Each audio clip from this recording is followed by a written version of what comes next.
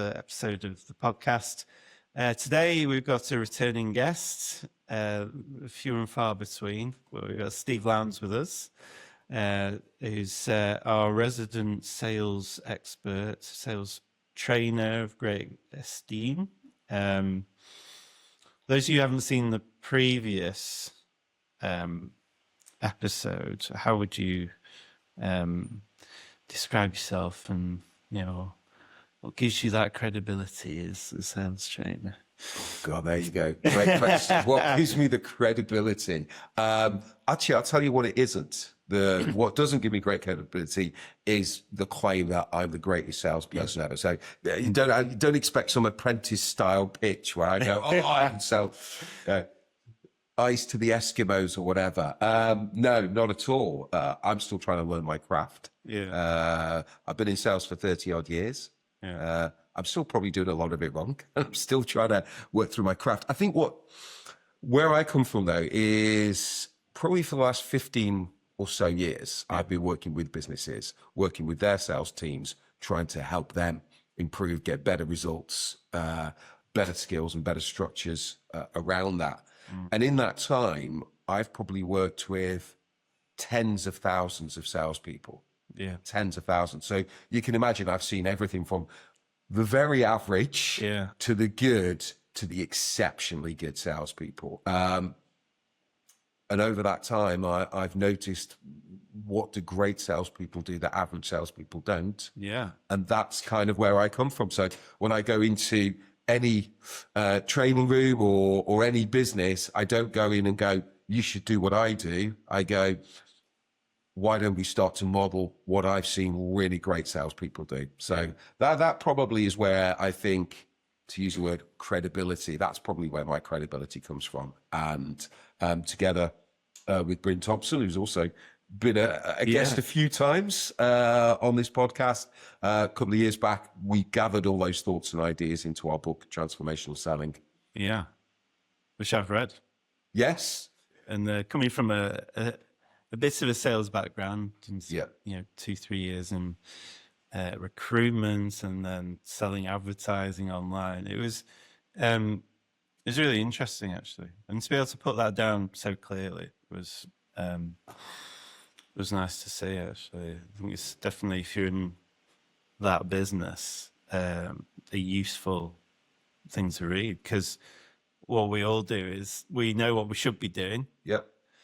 Most have done in the past, but keeping up those standards and the cadence of it. So there's a new word, cadence, the repetition, and keeping those good behaviors and going is tricky, isn't it? It is. And I think what happens is we get an idea of how we should do it. And then you get into an actual sales situation in front of a live customer. And what we see a lot of time, that just goes straight out the window. And, is it like the old Mike Tyson quote, "Everyone's got a plan till you get punched in the face."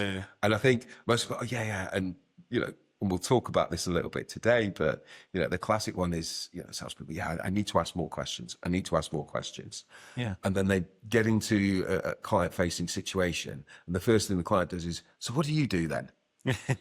And then 45 minutes later, they're still going and they're still pitching. And they go, "Oh, I forgot to ask questions." And and that's the kind of thing that we see all the time. So, you're absolutely right. Part of a lot of what I do is, sometimes I'm taking people through stuff and they go, "I've never really thought about it that way."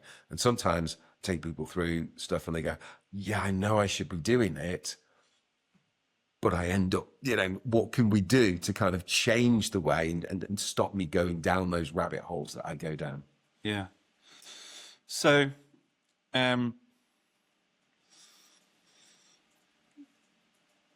we had a guest on a few weeks ago, and we were talking about automated outreach. Which is my bugbear at the moment. And I feel like it's really lazy. It's lazy marketing, because I get 7 or 8 people saying, "Can we send you a quote or an audit of your website, for your Yeah. SEO, and I'm not interested. And if you'd kind of sorted your list out a little bit better, Yes. you would have seen that actually it's kind of what we do. Yes. And, and then, but it's actually becoming quite passive aggressive. So you're getting not just a follow up or a third one, you're getting 4, 5, 6, 7, and then a not interested or question mark, or, should I take you off my list? And I'm like, well, read the room and do one, So I think like the skill of actually talking to people and that human interaction, or what would be a good interaction with a client and then spark up a conversation, is something that I think about every morning when I open up the inbox and LinkedIn, and the automated stuff has just like taken over. It has, and you're right. I think everybody's looking for the path of least resistance. Yeah. So everyone's looking for a way, can I send 1,000 messages? Okay, but then suddenly everyone else is sending 1,000 messages. So they go, how do I send 5,000 messages?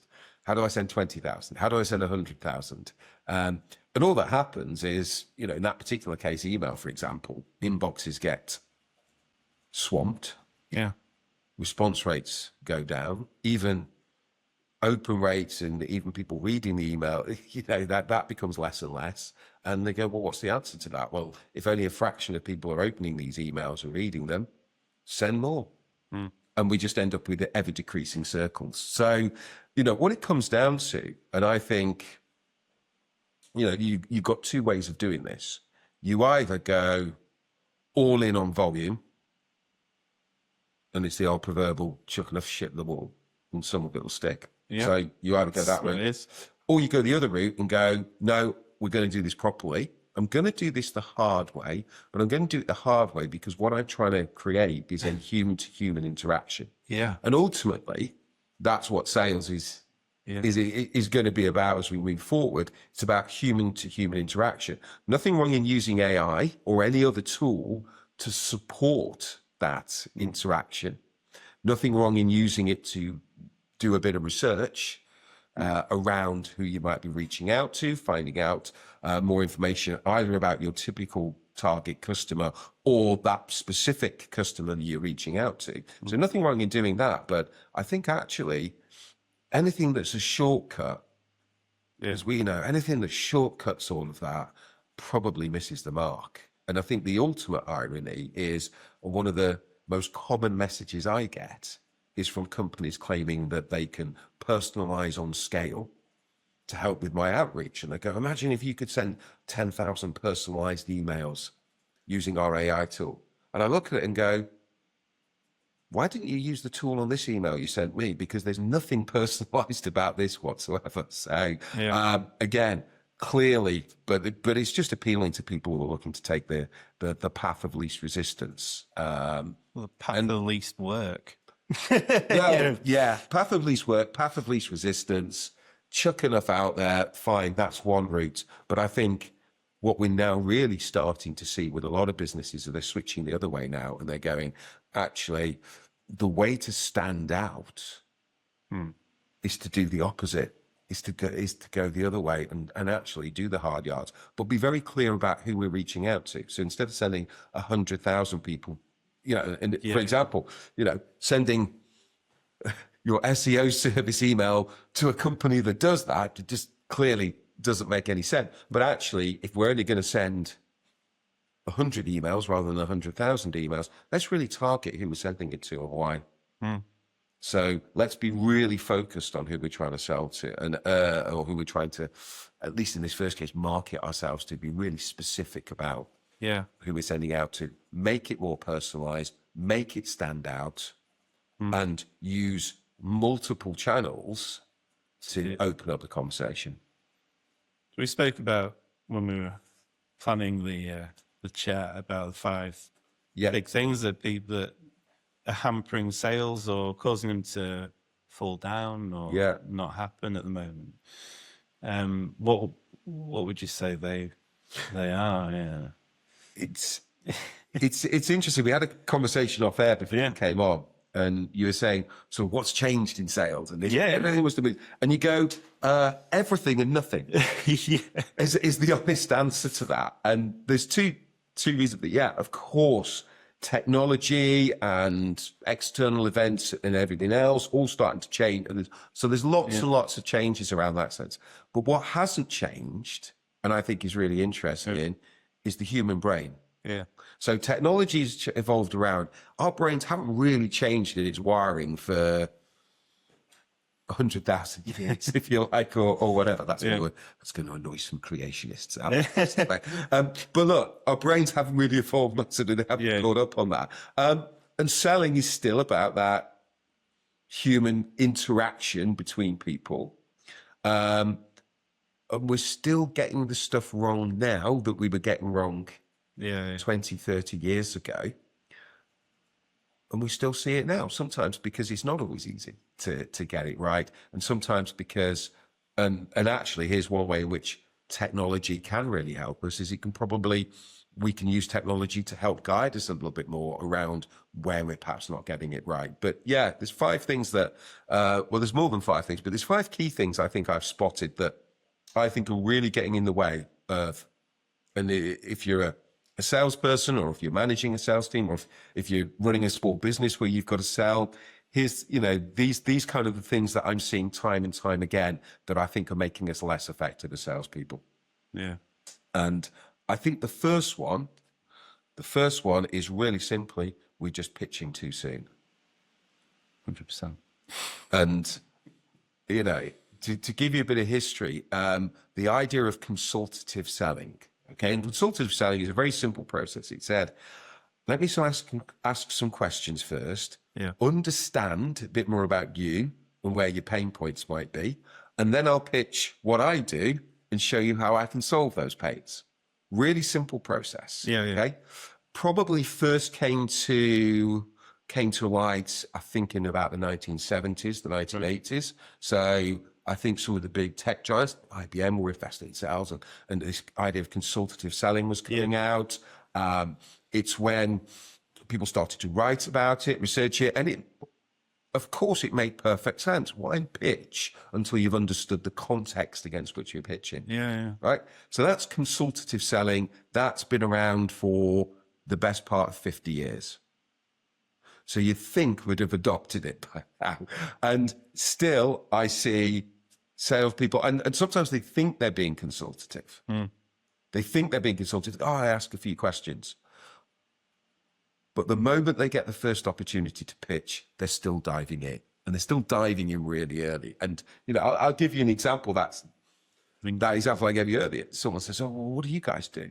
You're early on a sales meeting, and the customer sits there, and you're trying to start the meeting off, and the customer says, well, look, tell me a bit about yourself. Tell me about your business. What makes you guys special? It's a trap. It's not a deliberate trap, because customers just throwing it out there. And as a salesperson, we pick that up, and boom, next thing you know, we're spending 25, 30 minutes pitching around who we are. We're telling all that stuff, and we're telling them, as opposed to going, that's great. Let me give you a very, very high level view of what we do, but let's turn that back into a conversation. But what are you guys doing? What are you focusing on? Where are you getting to? This is what I know about your organization, but I'd really like to understand more about this, and taking control of the conversation by actually putting it back and asking questions. And you'd think after 50 years, we'd be really, really good at it. And we're not. And it's still, I think, the number one thing. And it's actually the number one thing when sales directors come to me and goes, Steve, can you develop my sales team? I go, great. And we start talking a little bit about what they want. And very early on, they go, I just need them to be more consultative. And you go, yeah, okay. So, as a profession, we recognize it. It's been around a long time. We're still not quite so good at it. I think the example and the moment that comes to mind is LinkedIn outreach. They send you an email, a message, a connection request, you connect, and then the first email you get is selling what they do. And then, are you interested? Or, you know, and hello. You know, and it's depending on what kind of mood I'm in, whether I'm being a little bit of a, you know, dick, or, you know, I'll go, hi, and then bye. You know, it's one of those where there's that element of thing puts me off, and it makes me ignore them. Yeah. You know, and it's laziness. Is it laziness? Possibly. I also think maybe it's because they're just not being taught to do that. Maybe they're not being challenged when they do that internally. Maybe it's because someone else in the business is going, no, this is how we want you to do it. And I've seen it before where, you know, we've got SDRs who go, oh, this is the template I've been given by my company to use. Right. And it starts with, hi, Steve. And it goes, we are a market leader. Because they're always market leading, by the way. Yeah. Everybody, doesn't matter what was it. Yeah, it's clearly everyone's got their own niche because they're market leading in their very niche sector of one. Yeah. In their market of one, they are the number one. So clearly we're still teaching people to do that. And actually right from the outset, you know, you see that, you see behaviors where even though they're encouraged to ask questions, it's really superficial. Yeah. And sometimes actually I think this is about confidence, because, you know, one of the difficulties you've got is you know, you might have a salesperson in conversation with a customer, and you go, well, as a salesperson, what do I know? Well, I know my product inside out, but I probably don't know your business inside out. I maybe not even know your industry inside out. Yeah. In terms of that. So the difficulty is, if I ask questions, you might start talking about stuff that I'm not sure about. And I feel much more comfortable keeping the conversation contained within an area that I do know about, which is my product. Yeah. So the moment it feels like it's starting to go off elsewhere, I'm just going to bring it back and go, okay, well, let me tell you what our product does. Yeah. And I get into that. So I don't necessarily, is it laziness partly? Is it lack of confidence partly? Is it because no one's actually shining a light on this? No one's pointing out and go, you realize that you asked 3 questions and then suddenly you're pitching your product. And there actually probably are some people who go, I'm being highly consultative. And you're going, you barely scratched the surface. You looked for the first opportunity you could. Yeah. Why? And actually, it's because that's my comfort zone. Yeah. My comfort zone is talking about what I know about. And when I ask you questions as a customer, I don't always know what answers are going to come back. Well, I had a conversation with someone. He said, we don't need SEO. When we're having a chat about us doing some SEO for them. So, okay, so why am I here? Yeah. Why are we having this conversation? And I want to see what the potential is. So, okay. So it clearly needs a bit of SEO, just didn't want to admit it. And he's like, well, if you're in, sometimes it can be an imposter syndrome as well. You're looking at things, shouldn't be here, or, they're really senior and I'm not. And that might impede your thought process as to, I'm intrigued about this business. I want to know more, and what can we do what services do we provide that match what you need? I don't know. It's true. It's interesting you should talk about imposter syndrome, because that's a really nice segue into the second mistake. But I see so good at this stuff. You're really good at this. It's fine, isn't it? And honestly, George will probably edit this bit out, but you didn't know that was coming next. But it is the next thing on my list. And look, it's connected to that imposter syndrome, but it is what I call is the balance of power within the relationship, the conversation. Yeah. And here's the issue. I see too many salespeople trying to please. And what I mean by that is they enter into a situation where sometimes they put the customer maybe on a bit of a pedestal. They see themselves as being somehow subservient to the customer. And as a result of that, the dynamic of the relationship changes. So they don't challenge, they don't ask difficult questions. Yeah. They don't ask the kind of questions that could sort of, take us one way or take another. They kind of try and run along and make everything a little bit cozy. From that point of view.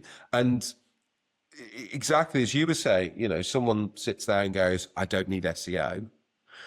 And you go, okay, great. Just, blunt question then.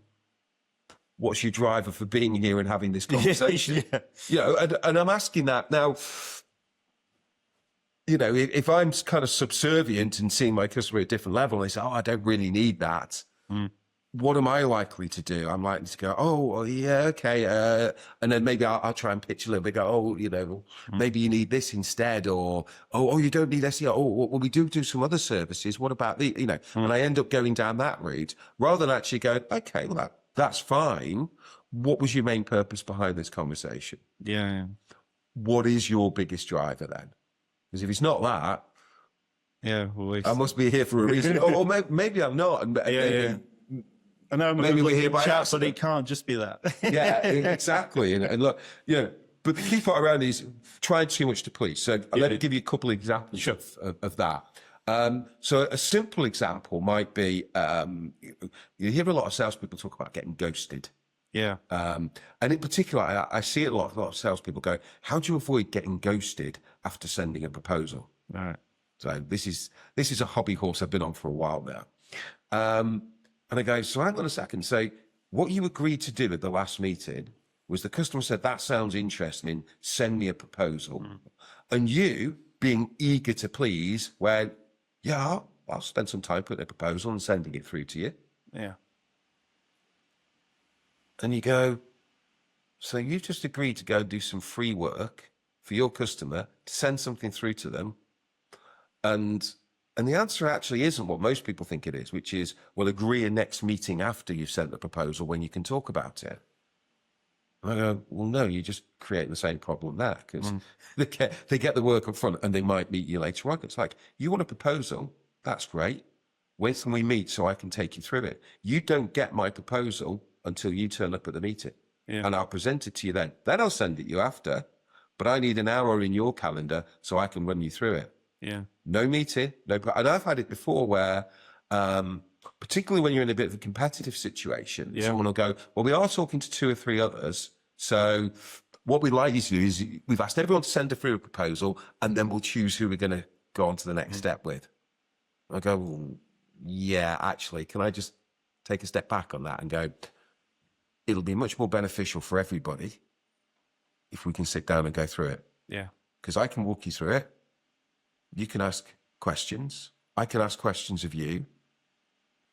And we can have a much better conversation. I think that's going to be much more valuable for both parties. Yeah. And you've got to be able to push back on that. But again, people being too much of a people pleaser, sure, yeah, I'll send something through. I'll give you a call next week and you can let me know how it goes on. And then you never hear from them again. They ghost you from that perspective. And for me, it's things like that. It's like we're trying too hard to please instead of actually pushing back. Yeah. And setting yourself up as being an equal to your customer and talking about what's actually really going to work and add value for both of you as you move through this sales process. So little things like that, it's not just agreeing to everything that they want necessarily, and it's asking the question why. Yeah. Okay, you've asked me for something. All right, why do you need that?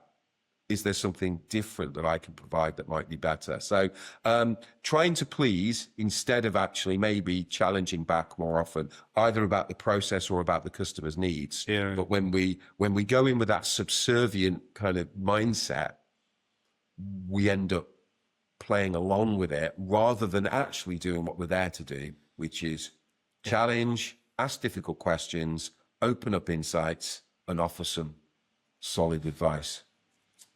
I just had a flashback to buying a car. And this, one of the most objectionable human beings I've ever met, which we bought a car off, which I would never do. How is Bryn, by the way? So this guy came out, fag stuck to his lip, and we went to have a test drive. It's a second-hand car. And he went, "You're not here to waste my time, are you?" Okay. Yeah. Yeah. And back to, why did we buy that car? And I think it was that. He set the expectation, don't waste my time driving this car around and not buying it. And I always think we were done there. We were, because it was an awful car. I don't know why we bought it. The springs kept going and it was awful. But that setting the expectation straight away, don't waste my time. Do you know what? I think it's a really good example. I don't think I'd ever be as blunt as that. And I don't think... It was rude or smelly. Yeah, exactly. But there is a piece that says, look, I'm happy to engage and I'm happy to do that. But I'm not necessarily here as a free resource to do free work without at least getting something in return. Yeah. And this is what happens. And, again, similar to the proposal example, I'll remind a story of, it was a business I worked with a few years back. And these guys, I would say, when I talk about having trained tens of thousands of salespeople and worked with them and seeing, right, this was a particular group of salespeople who were amongst the very best that I've ever worked with. In terms of their level of business acumen, their skill set, their gravitas, their ability to hold themselves in a room, all the things that, and these were real enterprise level salespeople. So they were selling to massive enterprise organizations themselves, deal sizes in the millions in terms of that. And it was quite sort of long and labored sales cycle. So real strategic salespeople. But I do remember a conversation where, and we were discussing this idea of actually the level and how you avoid things like ghosting. And one of them told me a story and he said, I've just suddenly realized. And I was like, well, and he told the story about one of his clients who was, I'll tell you, the client was Jaguar Land Rover, basically. Yeah. So again, big organization. He went, I've been so stupid. I goes, go on, tell me. And he said, exactly what you talked about. He said, I've done 4 proposals for them in the last year, 4 big proposals. And every time I do it and I send it to them and they come back and go, that's really interesting, we'll get back to you. And then they get back to, then I chase them a couple of months later and they go, our thinking's changed slightly. Can you just tweak it? So he tweaks it and he sent it back. He said, 4 times I've tweaked it, 4 times I've amended it because their thinking's changed and gone back. And still, we've not had a meeting about it. We've not moved forward on it. It's not been presented to the board and anything else. And he went, and here's why. He said, and now he said, I know that they're asking me, actually, we've just had a couple of thoughts. Can you add that into your proposal? Yeah. And he said, right. And I met up with him 2 weeks after the session. He said, first thing I did after, I said, I'm happy to make the changes. When are we going to meet to discuss them?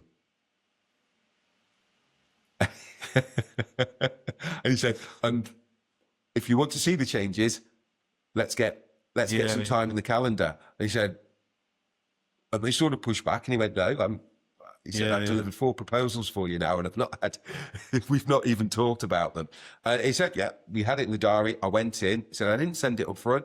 I presented it there and then. We had a discussion around it and we've now got a commitment. It's now going in front of the board. Right. And I went, what lesson did you learn from that? And he said, if I'd done that a year ago, he said, we'll have this in place and it'd been moved forward. And that's a guy who was, a really experienced and a really great salesperson. So, it's something that afflicts all of us. Sometimes the really obvious stuff that's right there in front of us, we don't always see. But that was an example there of, I think, him just trying a little bit too hard to please. And allowing them to perhaps give him more of the runaround that he should have had. It's really interesting, isn't it? Well, so what's next on the? What does that go into? Well, interestingly, what it segues into here is there's a phrase that we hear salespeople use a huge amount. Yeah, and I think they're talking about the wrong thing too often. All right. Okay. So salespeople will often talk about and will put a big emphasis on return on investment. Okay. Now that sounds good. You're thinking, well, yeah, if I'm getting someone to invest, fair enough. You kind of go, should be return on investment. But actually, where that falls down a little bit is it often doesn't create a huge sense of urgency. And the reason being is that, and your citizens are probably no different to anybody else. Yeah. You're talking to a client, let's say, for example. Okay. And you'll be saying, look, if we get this started here, this is what you can expect in return. Yeah. And there'll be some kind of equation that goes, you put £100 in here and it's going to generate X at the other end. Yeah. And that, I don't know, but that's probably along the lines of kind of where your sort of sales pitch goes in a way. Is that fair? Kind of. Yeah. Okay. Fair enough. So look, return on investment, no problem in there. Here's an outcome you're trying to get to and move towards it. But the bit we miss, and this is why sales deals take so long and often then just kind of stall and go through, is the customer says, I'll think about that. Because actually, if I don't do anything for a month, will that investment opportunity still be there? And you go, yeah, well, yeah, you come back to it. Don't do it this month. So I'll think about it because it'll still be there this month. It'll still be there next quarter. If I don't do anything for a year, it'll still be there and I'll still have the option to do £100 and turn it into 1,000 or whatever, whatever that is. Okay. But how do we create some urgency? Because the downside to that is, yes, I can invest that £100 and it can deliver me 3, 4, 10, 20-fold back over the course of that time. But I've got to invest that up front. So that's a risk. Okay. And I've got to do something different to what I'm doing right now. And that's a little bit of a risk. And maybe I've got to change what I do slightly and how I operate. So that's a bit of change. So there's a bit of it. So there's a lot of things that are, and it's not just a financial risk, but there's a lot of things that if I'm going to take on board a new supplier, there's a lot of risk elements to that. And so what's the easiest decision for me to make? Put it off. Put it off by a month. Because it'll still be there next month. And I can still do it next month. And the opportunity to invest will still be there next month.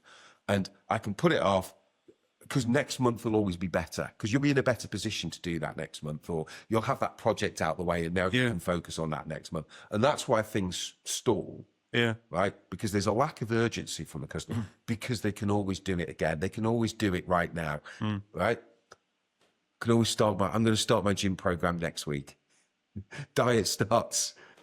Yeah. Diet starts after the weekend or whatever else. And your customer and their business things are no different. Yeah. What we've maybe got to focus on is the flip side of return on investment, which is the cost of inaction. And we don't always talk enough about that. Yeah. Okay. And instead of kind of saying, well, you know, you invest £100 in SEO and it's going to deliver 1,000, go, but if we don't invest this month, how many business opportunities are you missing out on?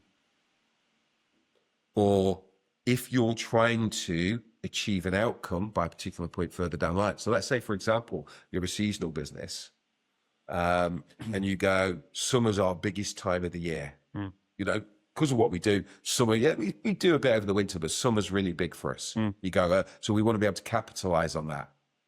And you go, okay, great. Let's work backwards from that. You want to be able to capitalize on summer. Let's work backwards. What do you need to be doing now to put yourself in that place? Yeah. And every month that you delay, that's a month less likely you're going to be ready for summer. Because it's going to take you 2 months to get everything skilled, or 3 months, or however long it takes. Your competitors are doing it.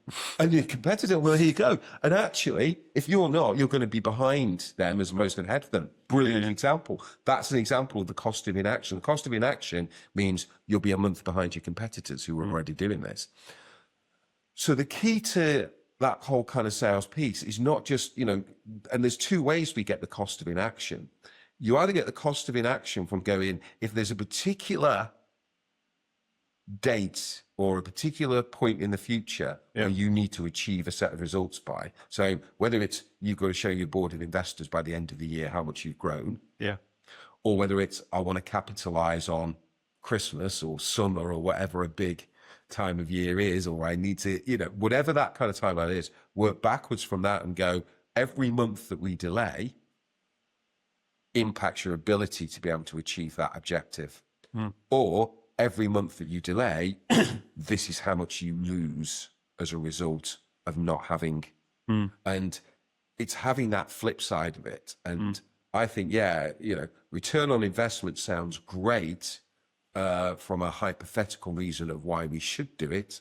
Cost of inaction is why we should do it now. Yeah. And I don't think we talk about cost of inaction enough. I think we talk about ROI. We rarely talk about COI. COI, doesn't it? Yeah. It's got a nice ring to it, hasn't it? Yeah. It's definitely something I don't really talk about unless it's very seasonal. Because there is a time where you have to do the work before things happen. Yeah, You know? absolutely.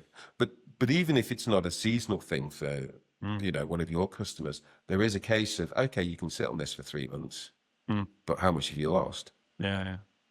You're in trouble now. Yeah, and the analogy I often use is the lottery ticket analogy. Yeah. I go, okay, imagine 2 scenarios. All right, scenario 1, you buy a lottery ticket because you're feeling lucky today. Is it a draw tonight or tomorrow? Whatever it is, okay? So you buy a ticket for tomorrow's draw. Yeah. Right? Costs you £2. Okay? You wake up Sunday morning, no match numbers. How do you feel? Same. Yeah, you shrug your shoulders and go, oh, well. Yeah, so I go work on Monday. Okay, yeah, back to work on Monday. Okay, so I'm £2 down and I'm back to work on Monday. Yeah. Imagine a different scenario. You bought a lottery ticket. Yeah, you paid your £2. All the numbers match. You've won the jackpot. But you've lost the ticket. You've lost the ticket and you have no way of proving that that winning ticket was yours. Yeah. How do you feel? Gutted. Right? But in those 2 scenarios, how are you any worse off in scenario 2 than scenario 1? You're still £2 down and you've got to go to work on Monday morning. Yeah. But you're feeling very different about those 2 scenarios. It was there. Exactly. Well, just taking that on that level, that's why we talk about cost of inaction and actually how much are you losing? How much did you lose last month by not having done this last month? Yeah. How much potential have you lost? How much ground have you lost from your competition? So yeah, we can talk about that a little bit more and get them, or better still, ask the right questions.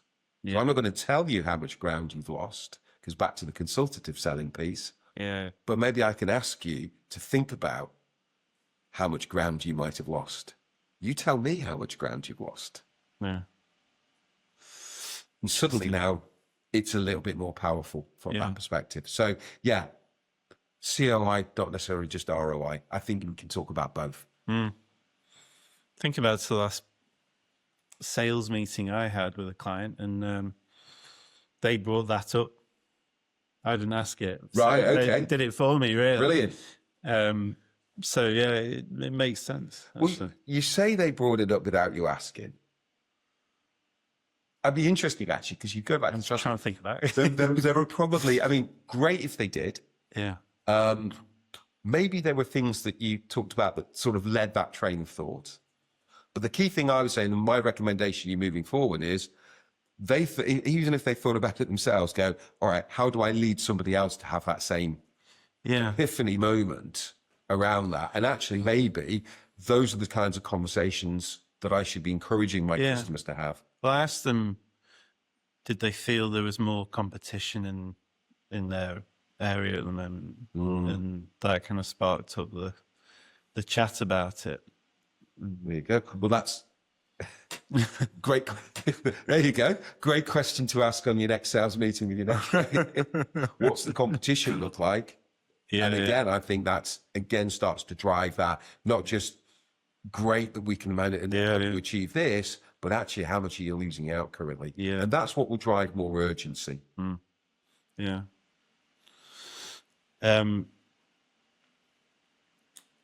It's really interesting, actually.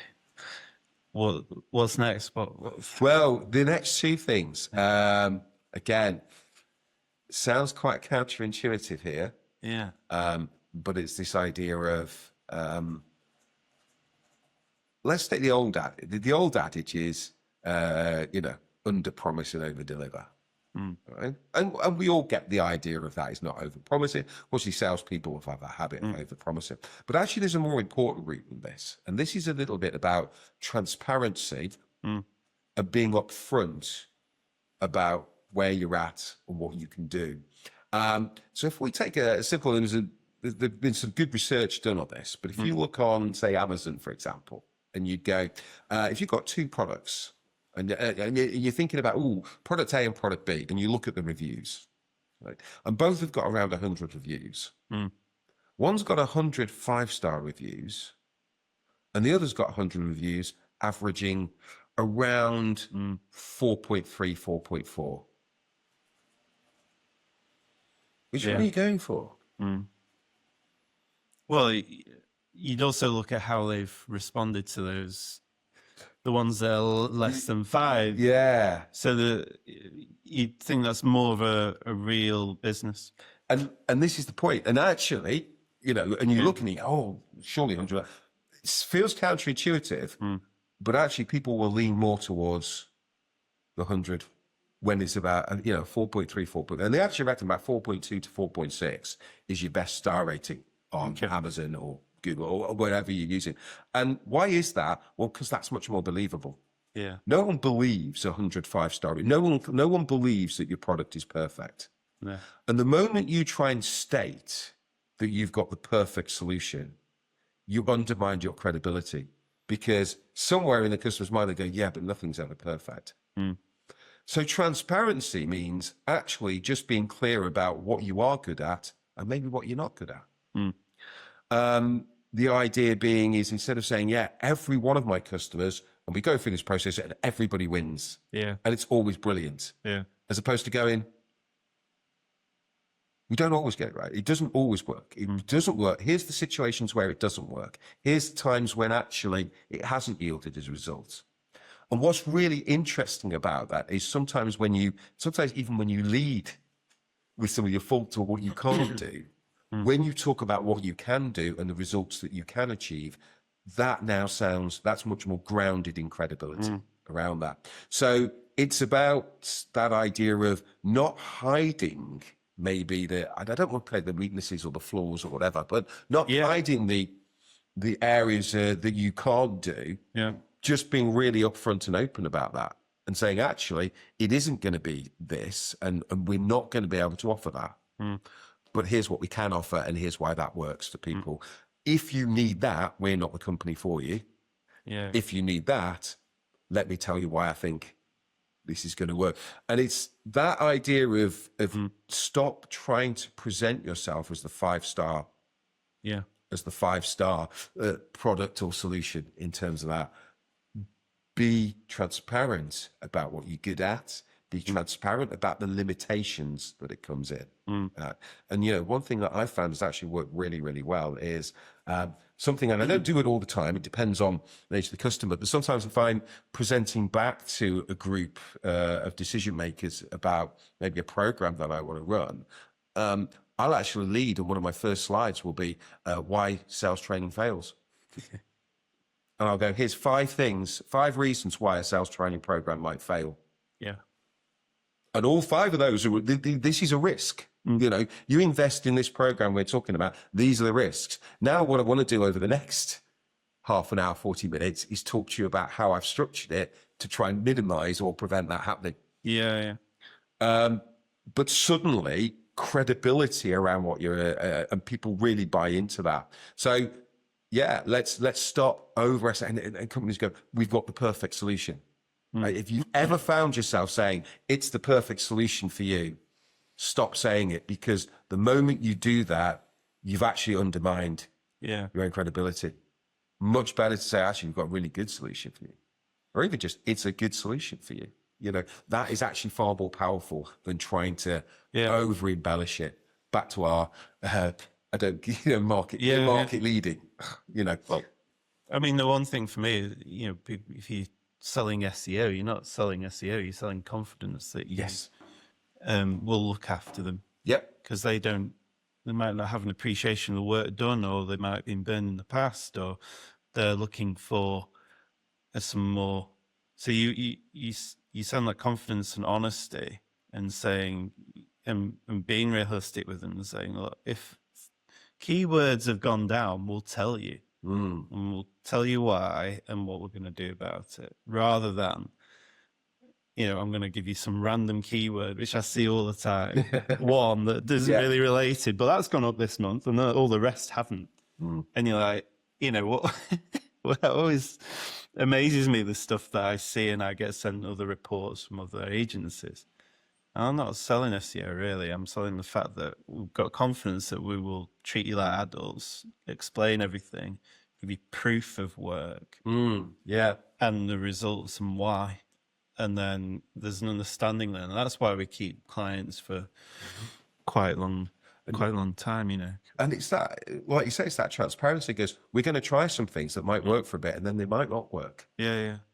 So there's going to be stuff that we do that suddenly stops working because, and then we're going to do this to get it back up again, as opposed to, oh yeah, we're always on top of it. We're always ahead of the game. It's only ever going to go in one direction. Yeah. And when you try and claim that, people don't believe it. They don't buy into it. It doesn't feel right. And yet we've been taught as salespeople, always be, super confident, super engaged, evangelize about your product and service. And I think the moment you start to evangelize, that starts to put people off massively. And you don't sound like a credible source. So sometimes even leading with that and going, look, we'll do the keywords for you. Won't always work. Yeah. Or it might work for a bit and then suddenly it drops off and we're going to have to step on top of that. But let me tell you, that's the reality of the situation, rather than trying to paint this picture that frankly no one believes. And that's why we don't trust salespeople. Yeah. But it goes back to the imposter syndrome as well. If you can actually be confident, say, well, this is what we don't do, this is the reality, and you get buy-in and trust and credibility as someone that knows what they're talking about, because everyone knows the reality. Yes. And if you say, well, this is what it is, but we react quickly and we... Absolutely. And buyers aren't stupid. I mean, they make stupid buying decisions, but they're not necessarily stupid. And when they hear someone who keeps telling them something that's too good to be true or sounds amazing, something goes off in the back of their heads that goes, I'm starting to... I don't feel that this is as credible a source as it could be. That's why we love a 4.2, 4.5, 4.6 review rather than a 5-star review constantly. We buy it because it feels much more credible and it feels much more realistic as to what we're going to get. And the final piece that I think, the fifth thing that I see organizations get wrong, and salespeople get wrong, and sales organizations, and I'm going to blame the organization a bit around this one, is I'm going to be absolutely frankly honest. No one cares about your company. No one cares, right? So I'm not interested in how your company was founded. I'm not interested in how fast you're growing. I don't care about the awards that you've won. Back to the awards, no one believes in the award anyway. We all know what it's like. Oh, you've bought a table. Oh, now you've won the award. Yeah. Let's be honest. So no one, it's just self-congratulatory stuff, right? All these things no one cares about. Yeah. Okay. What they care about is, do you understand my problem? And are you able to demonstrate you can solve that and deliver a great solution for me that will help me achieve my outcomes? Yeah. Okay. So how you were founded and the story of how long you've been around and how many offices you've got and locations and all those kind of things are not relevant to, do you understand my problem? Do you understand what I'm trying to achieve? Can you support me in making that happen? That's all that matters. So when we're putting a pitch together or we're doing anything else, and you'll have seen these organizational credentials pitches, and sometimes the marketing departments work really hard to put them together. And the first 7 slides go, let me tell you about us. Here's where we're founded and we're a market leading and we're one of the fastest growing. And here's our story and here's our history and everything else. And it's supposed to boost our credentials and it does the opposite. They shouldn't call it a credentials pitch. It should be called a credentials destroying pitch, right? Because actually we think it's building up our credibility. What do buyers want? Buyers want to know, do you understand my problem? Do you understand what I'm trying to achieve? Can you help me do that? Can you show me how your product, service, whatever it is going to perhaps remove some of those problems and help me achieve those outcomes? That's what I want to know about. I don't care when you were founded, how many, whatever you've got. I don't care about your awards, because that is all meaningless. So again, let's stop starting our pitches, our proposals, our presentations with 3, 4, 5 pages that's all about us, because actually it should start with, here's the problem you've thought about, here's the outcome, and this, and the rest of it is how we propose to solve that. Yeah. If you're interested who we are, right at the back, there's some blurb about who we are. Yeah. Well, if we've answered, if we've demonstrated that, you won't care about whatever's at the back. You won't care about when we were founded. No. Any of that nonsense, because actually you'll have all the credibility you want.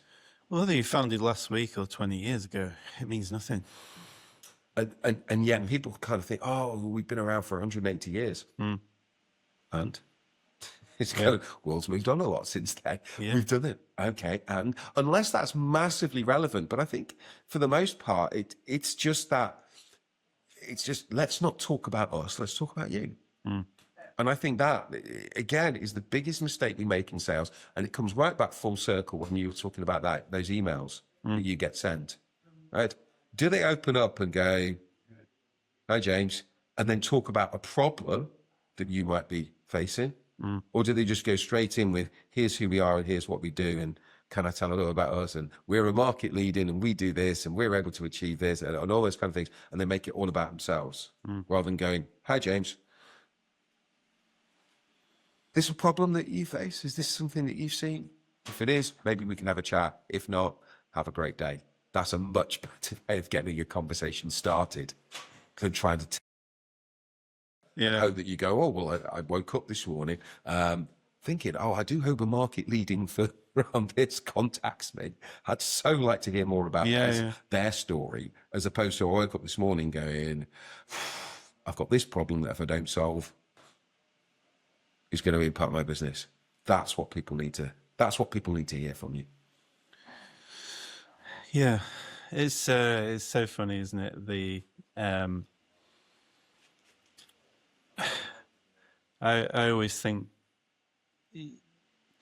keep it as simple as possible and just have a good conversation. There's a lot of pressure put on sales, and that mindset of oh God, ask all these questions now.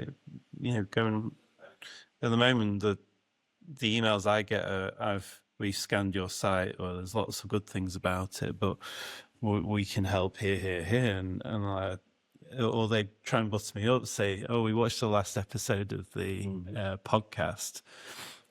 Really got me how you're discussing this and this, and then it goes in, can we send you I'm like, what? And it's so confusing. I like the personalization. Yeah. I'd love it if they said, and this is where it does work, going, hey, James, from this recent episode of the podcast, and you were talking about X. And then they go in, actually, and if what they then talk about next is relevant to that point, brilliant. If it's just a buttering up, oh, great episode on on whatever it was. Anyway, on a completely separate note, it's what we do. You're kind of going, no, personalization is good and really good for outreach. Show me you know me. I think it goes back to that thing. But actually, it's got to be relevant. I want the personalization to then be relevant to the next part. Yeah. If it's not relevant, then it's the wrong bit of personalization. It's just fluff thrown in there, if you like. So either lead with a relevant piece of personalization that links to a problem that they might be having, that you might solve, or just lead with problem and go, hey, I should know if you are in my ICP, so my ideal customer profile. Yeah. I should know. The reason you're in my ICP is because you probably have a specific set of problems that we can solve. Yeah. So let's talk about that. If you want to chat. That's Because exactly. Because and you made the point this morning. You said when you wake up and first thing, as soon as your head starts to having to turn into business and thinking about what you got to do and what you got to get to, you go, "What's the biggest problem?" Sorry, James. Just letting you know that this is it. yes, yeah. Sorry, yeah. You go. Good. Interruption. What's your beast? What's the biggest Yeah. problem that you were worried about when you're brushing your teeth this morning? You're getting ready and you're getting ready. You go, what's the thing that you go? And if I can talk to you about that, if I can lead with that, if I can go, hey James, don't know if this is probably you're feeling, but it may well be. Now I've got your attention. Yeah. And that again is the key. That's the key to then having a conversation around that. And that's probably the thread that weaves through all these 5 things that we've talked about. Yeah. It's kind of, don't pitch too soon. Let's ask about what's going on in your world in terms of that. Trying to please, again, ask difficult questions. Ask those questions that get you to talk about that. Talk about cost of inaction. Yeah. If that problem doesn't get solved, let's talk about how much that might be impacting you. The transparency, I can fix that problem. I may not be able to eradicate it completely. It's not going to completely go away, or I can half solve it, but this is what I can do to mitigate it, or whatever it might be. It's that transparency. And stop telling me how many awards you've won and when you were founded. Just tell me what problem have we discussed? Yeah. And then talk a little bit about maybe ways in which we can solve that. That's a much better pitch than hearing all of that. So yeah, those 5 things I think are all interconnected as you've talked about, but there's still the things that I think are holding salespeople back and businesses back from being much more successful. That's good. I think that'd be really useful for everyone. I think I've definitely taken the cost of inaction in, and we'll definitely use that more.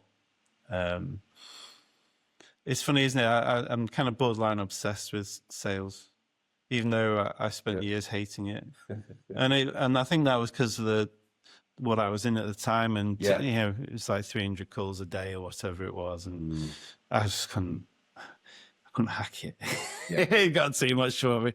And but the actual so having a good conversation, but what does that mean? What things should we talk about and why? Yeah.